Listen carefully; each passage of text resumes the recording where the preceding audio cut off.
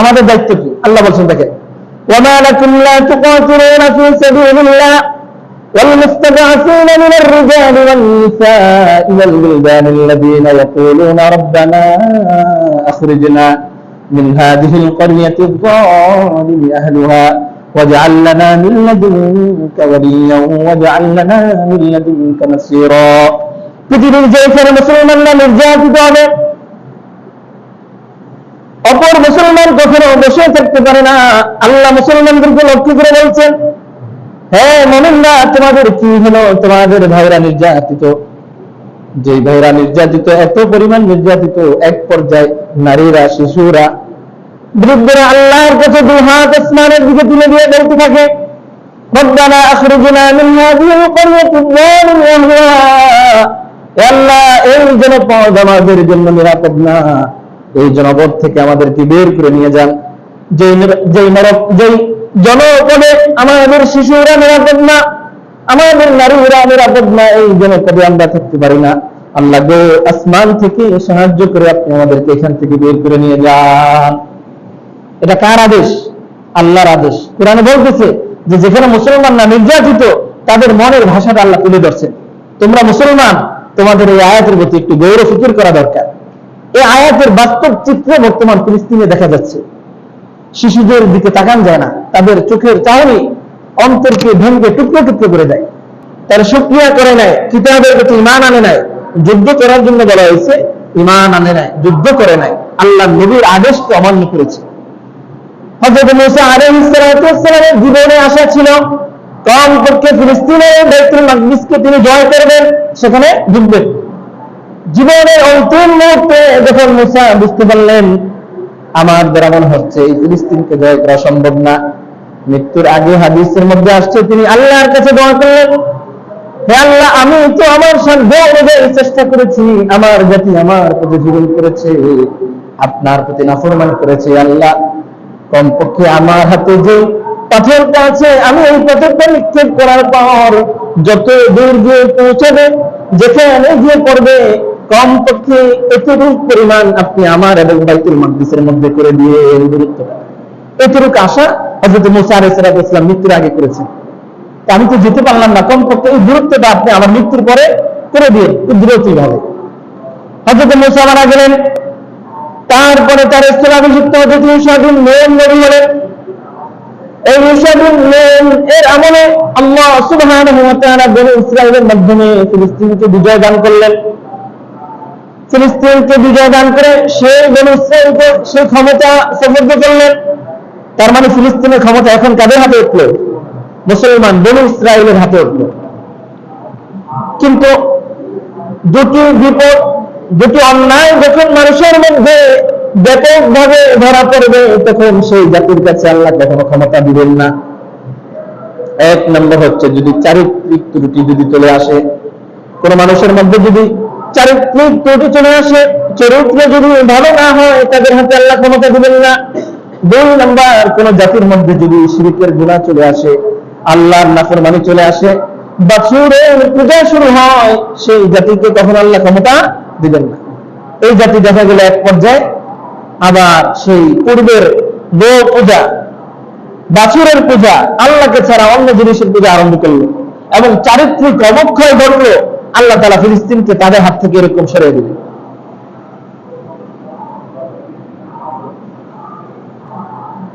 আবার এক পর্যায়ে তাদেরকে মিশরের ক্ষমতা দিলেন, ফিলিস্তিনের ক্ষমতা দিলেন, আবার তাদেরকে সরাই দেন। এভাবে অনেক সময় পাল্টা পাল্টে আক্রমণ হয়েছে।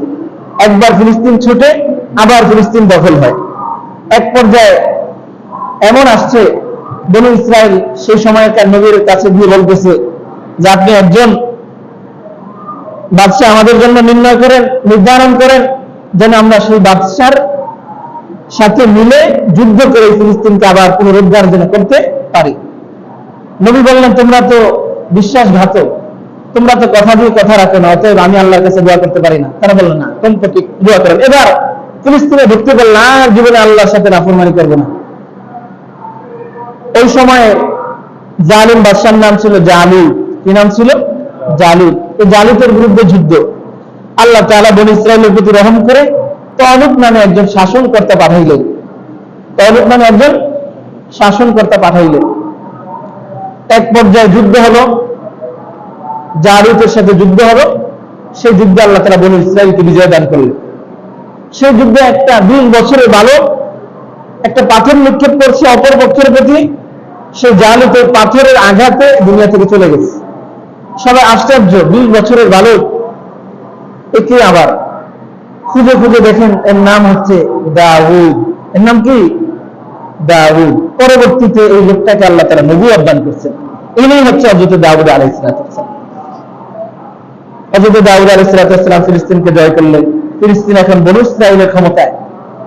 হযরত দাউদ আলাইহিস সালামের এক সন্তান নবী হয়েছেন, যার নাম হচ্ছে হযরত সুলাইমান আলাইহিস সালাম। নাম শুনছেন না?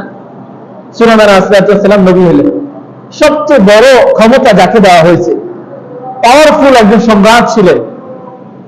বাতাসে উঠতেন, ওনার কুরসি বাতাসে চলত। ওনার ক্ষমতা শুধু মানুষের উপর ছিল না, জিন জাতির উপর ছিল, পশু মাখলুকাতের উপর ছিল। আল্লাহর নবী সুলাইমান দুনিয়া থেকে চলে গেলেন। এই লাইনে আরো অনেকগুলো নবী আসছে। হযরত ঈসা আলাইহিস সালাম, হযরত যুলকিফল আলাইহিস সালাম, আরো অসংখ্য নবী আসছে। দেখা গেছে ফিলিস্তিন এবং বাইতুল মাকদিসের ক্ষমতা এখন বনী ইসরাঈলের হাতে। এক পর্যায়ে যখন তারা আবার আল্লাহর নাফরমানি শুরু করলো, আবার আল্লাহ তাআলা ইরাক থেকে বুখতে নাসর নামক এক বড় জালেমকে তাদের উপর চাপিয়ে দিলেন। এমন মারা মারলো, কথিত আছে পুরো ফিলিস্তিনকে তারা ধ্বংস করে দিল। বাইতুল মাকদিসকে আগুনে জ্বালিয়ে ধ্বংস করে দিয়েছিল। নাউজুবিল্লাহ। যে সমস্ত বনী ইসরাঈলরা ফিলিস্তিনে ছিল তাদেরকে রশি দিয়ে বেঁধে গরুর মতো সেই ইরাকে নেওয়া হলো, সেখানে তাদেরকে হত্যা করা হলো। দীর্ঘদিন আবার মুসলমানদের হাত থেকে দূরে ফিলিস্তিন, মুসলমানদের থেকে অনেক দূরে সরে গেল। এক পর্যায়ে আল্লাহ তাআলা আবার এই ফিলিস্তিন মুসলমানদের জন্য দিলেন, বনী ইসরাঈলকে দিলেন। অনেক নবী আসলো, আপনারা সকলেই জানেন। হযরত জাকারিয়া আলাইহিস সালাম, হযরত ইয়াহইয়া আলাইহিস সালাম, সর্বশেষ হযরত ঈসা আলাইহিস সালাম, এই বনী ইসরাঈলের চ্যানেলে আল্লাহ তাআলা নবী হিসেবে তাদেরকে পাঠাইলেন। তো হযরত ইয়াহইয়া আলাইহিস সালাম থাকাকালীন বাইতুল মাকদিস মুসলমানদের হাতে ছিল, জাকারিয়া থাকাকালীন ছিল, হযরত ঈসা থাকাকালীন ছিল। কিন্তু এরা এত অকৃতজ্ঞ এক জাতি, নবীর কথা তো মানলো না, বরং হাজারো নবীদেরকে তারা হত্যা করেছে। নাউজুবিল্লাহ মিন যালিক। কোরআন কারীমে তাদের ব্যাপারে বলা হয়েছে, وباءوا بغضب من الله ذلك بأنهم كانوا يكفرون بآيات الله ويقتلون النبيين بغير الحق। যারা এমন জাতি যারা অন্যায় ভাবে অসংখ্য নবীদেরকে হত্যা করেছে। নাউজুবিল্লাহ মিন যালিক। যারা নবীদেরকে হত্যা করতে পারে এরা পৃথিবীর নিকৃষ্টতম জাতি ছাড়া আর কিছু হতে পারে না। আল্লাহ তাআলা তাদেরকে ফিলিস্তিনের সেই ক্ষমতা থেকে আবার উৎখাত করে দিলেন। এমন উৎখাত করে দিলেন, দীর্ঘদিন ধরে আর মুসলমানরা ফিলিস্তিনের কাছে যেতে পারল না। পৃথিবীর ইতিহাসে 570 খ্রিস্টাব্দে শেষ নবী জনাবে মুহাম্মদুর রাসূলুল্লাহকে পৃথিবীতে পাঠালেন। আল্লাহর নবীর শাসন আমলে দামেস্ক বিজয় হয়নি, ফিলিস্তিন মুসলমানদের ক্ষমতায় আসেনি। হযরত ওমর ইবনে খাত্তাব রাদিয়াল্লাহু তাআলা আনহুর শাসন আমলে মুসলমানদের ক্ষমতায় ফিলিস্তিন আসে। হযরত আবু উবাইদা ইবনে জাররাহ রাদিয়াল্লাহু তাআলা আনহু সেই সময় ছিলেন দামেস্কের এরকম গভর্নর। তার নেতৃত্বে হযরত ওমর রাদিয়াল্লাহু তাআলা আনহু বাইতুল মাকদিসকে জয় করেন। জয় করার পর সেখানে যত ইহুদি খ্রিস্টান ছিল তাদের সাথে চুক্তি করলেন, মুসলমানরা যেন শান্তিতে নিরাপদে ইবাদত করতে পারে, মুসলমানদের ক্ষমতায় যেন ফিলিস্তিন বাইতুল মাকদিস থাকে সেই ব্যবস্থা করলেন। দীর্ঘদিন ধরে মুসলমানদের ক্ষমতায় বাইতুল মাকদিস ছিল। 1100 খ্রিস্টাব্দে, কত খ্রিস্টাব্দে মনে রাখবেন? 1100 খ্রিস্টাব্দে। 1100 খ্রিস্টাব্দে আবার এই ফিলিস্তিন মুসলমানদের ক্ষমতা থেকে চলে যায়। খ্রিস্টানরা এই মুসলমানদের এই মসজিদের উপর আক্রমণ করে বাইতুল মাকদিসকে মুসলমানদের থেকে ছিনিয়ে নেয়। আবারও মুসলমানরা বাইতুল মাকদিসকে হারিয়ে ফেলে মুসলমানদের সেই শান, মান এবং ক্ষমতার যে কেন্দ্রবিন্দু সেটাকে এরকম তারা হারিয়ে ফেলে। আল্লাহ তাআলা ইতিহাসে এক ব্যক্তির আগমন ঘটান, যে লোকটা এই পৃথিবীর এই পবিত্র স্থান বাইতুল মাকদিসকে আবার মুসলমানদের ক্ষমতায় এনে দেন। তার নাম হচ্ছে সালাউদ্দিন আইয়ুবী। নাম কি? সালাউদ্দিন আইয়ুবী, নাম শুনছেন না? সালাউদ্দিন আইয়ুবী মসজিদকে পবিত্র করেন, বাইতুল মাকদিসকে পুনরুদ্ধার করেন। মুসলমানরা আবার এই পবিত্র করে ইবাদত করার সুবর্ণ সুযোগ মিলে যায়। আবার দীর্ঘদিন মুসলমানদের ক্ষমতায় বাইতুল মাকদিস ছিল। সর্বশেষে ইহুদিরা যখন দেখলো পৃথিবীর বিভিন্ন জায়গায় তারা কোথাও এরকম আশ্রয়ের জায়গা পায় না, যখন তারা দেখলো তাদের কোনো জায়গা নাই, বাড়ির কোনো নির্দিষ্ট জায়গা নাই, ঘর বানানোর কোনো জায়গা নাই, পৃথিবীর বিভিন্ন জায়গায় এরকম বাধ্য হয়ে, বাধ্য বলি আমরা, বাধ্য মানে যাদের কোনো স্থান নাই, বাড়িঘর নাই, নৌকা ঘোরাফেরা করে এক জায়গায় কিছু সময় থাকে, এই ইহুদি জাতি আল্লাহ তাআলা বলছেন যে এরা পৃথিবীর কোথাও কোনো জায়গা খুঁজে পাবে না, উদ্ভ্রান্তের ন্যায় ঘুরে বেড়াবে, কারণ এদের প্রতি আসমান ওয়ালার পক্ষ থেকে বড় শাস্তি অবধারিত রয়েছে। তারা লাঞ্ছিত হবে। আল্লাহ বলছেন তাদের উপর লাঞ্ছনাকে চাপিয়ে দেওয়া হয়েছে। পৃথিবীর যেই প্রান্তে যাক এদের উপর আল্লাহর গজব আছে। কি আছে? গজব আছে। এই জন্য 1920 সাল পর্যন্ত তাদের ব্যক্তিগত কোন স্বাধীন রাষ্ট্র ছিল না, স্বাধীন সার্বভৌম কোন রাষ্ট্র তাদের ছিল না।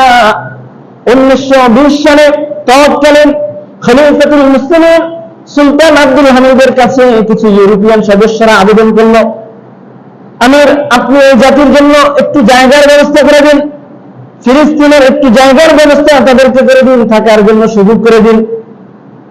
এই মহান সুলতান বলছেন যে না, যে জাতির উপর আল্লাহ লানত, এই জাতিকে মুসলমানদের জায়গা, মুসলমানদের পবিত্র ভূমিতে আমি কখনো জায়গা দিতে পারি না। তিনি জায়গা দেন নাই। কিন্তু যখন এরা খুবই নির্যাতিত, কিছু মানুষ ফিলিস্তিনে গিয়ে পৌঁছালো, ইহুদিরা গিয়ে বলল আমরা অনেক দুঃখ দুর্দশার মধ্যে আছি, আমাদেরকে কম থেকে একটু ভাড়াটিয়া হিসেবে জায়গা দেন। মুসলমানরা তো খুব দয়ালু, তাদেরকে জায়গা দিল। এক পর্যায়ে দেখা গেছে জায়গা করে নিতে নিতে নিতে নিজেদের জন্য একটা স্বাধীন রাষ্ট্র ঘোষণা দিয়ে দিচ্ছে। অনেক সময় দেখা যায় না যে ভাড়াটিয়া এসে বাড়িওয়ালাকে বাড়ি থেকে উচ্ছেদ করে দেয়, হয় না? এরকম ইতিহাস আছে না? তো তারাও এরকম ভাড়াটিয়া ভিক্ষুক ছিল, তাদের কোনো বাড়ি ছিল না নির্দিষ্ট, তারা ফিলিস্তিনে এসে জায়গা করে বাড়ির মালিকদেরকে ঘর থেকে তাড়া করে দিয়েছে। 1920 সালের ঘটনা।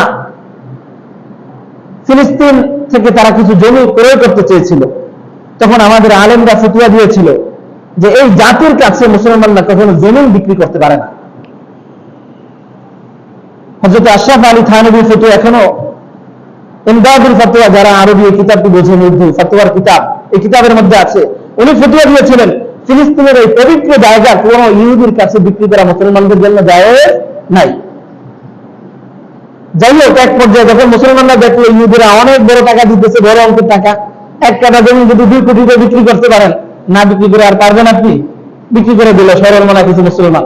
দেখা যায় একটু একটু কিনতে কিন্তু 1948 সালে রাত যখন 12টা বাজে, এই কুরাইশরা মুসলমানদের এই ফিলিস্তিন পবিত্র ভূমিকে নিজেদের একটি স্বাধীন রাষ্ট্র ইসরায়েল রাষ্ট্র নামে ঘোষণা দিয়ে দিল, এবং তাদের সহযোগী আমেরিকা বর্তমান কুরাইশরা 10 মিনিটের মাথায় ওরা তাদেরকে এরকম আন্তর্জাতিকভাবে স্বীকৃতি দিয়ে দিল, আমরা তোমাদের পাশে আছি, নাউজুবিল্লাহ। যাই হোক, তাদের একটা রাষ্ট্র গঠন হয়েছে। এরপর থেকে তারা মুসলমানদের উপর নির্যাতন নিপীড়ন শুরু করেছে। তাদের একটা থিওরি হচ্ছে পৃথিবীর শাসন তাদের ক্ষমতা দখল করতে হবে, পুরো পৃথিবীর শাসন ক্ষমতা তাদের হাতে আসবে, মুসলমানদের উপর তারা শাসন প্রতিষ্ঠা করবে এবং কোন মুসলমানকে তারা পৃথিবীতে রাখবে না। ইসরায়েলি রাষ্ট্র প্রতিষ্ঠা করবে, তাদের মতাদর্শ পুরো বিশ্বের উপর চাপিয়ে দিবে এবং পুরো বিশ্ব তাদের নিয়ন্ত্রণে যাইবে। এটা তাদের থিওরি। সেই লক্ষ্যে তারা কাজ করছে। কোন মুসলমানদের প্রতি তাদের দয়া নাই, মানুষের প্রতি তাদের দয়া নাই। হাজারো লক্ষ কোটি শিশু মা বোনকে তারা এরকম হত্যা করতেছে। এখন কথা হচ্ছে, এই যে দীর্ঘ ঘটনা শুনলাম, এটা কি ঘটনা শোনানোর জন্য বললাম নাকি? কোরআনের কথা শুনেন।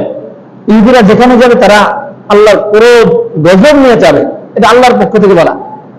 যদি কোথাও তারা ক্ষমতা নিতে চায় তাহলে 2টা পদ্ধতির কথা কোরআনে বলছে, ইল্লা বিহাদলিন মিনাল্লাহি ওয়া হাদলিন মিনান নাস। হয়তো তারা আল্লাহকে স্বীকার করবে, অথবা আল্লাহকে বাদ দিয়ে যদি অন্য কোনো পন্থায় যেতে চায় তাহলে মানুষের সাহায্য চলবে। আর বর্তমান বিশ্বে ইসরায়েল বা ইহুদিরা যে ক্ষমতায় চলতেছে সেটা কাদের ক্ষমতা বলেন তো? আমেরিকার ক্ষমতা। এই আমেরিকা যদি তাদেরকে এক মুহূর্তে তাদের থেকে ফিরিয়ে নেয়, এই ইসরায়েল রাষ্ট্র বলতে পৃথিবীতে কোনো রাষ্ট্র আপনারা খুঁজে পাবেন না। একটু ফিরিয়ে নিন, তাদের সাহায্য একটু বন্ধ করে দিন, মুসলমানরা কি করতে পারে তখন এই ইসরায়েল দেখতে পাবে। এই জন্য আল্লাহ বলে দিচ্ছে, হয়তো আল্লাহর সাহায্য লাগবে অথবা মানুষের কোনো ল্যাজ তোমাদেরকে ধরতে হবে, এছাড়া পৃথিবীতে বাঁচার কোনো অধিকার তোমাদের নাই।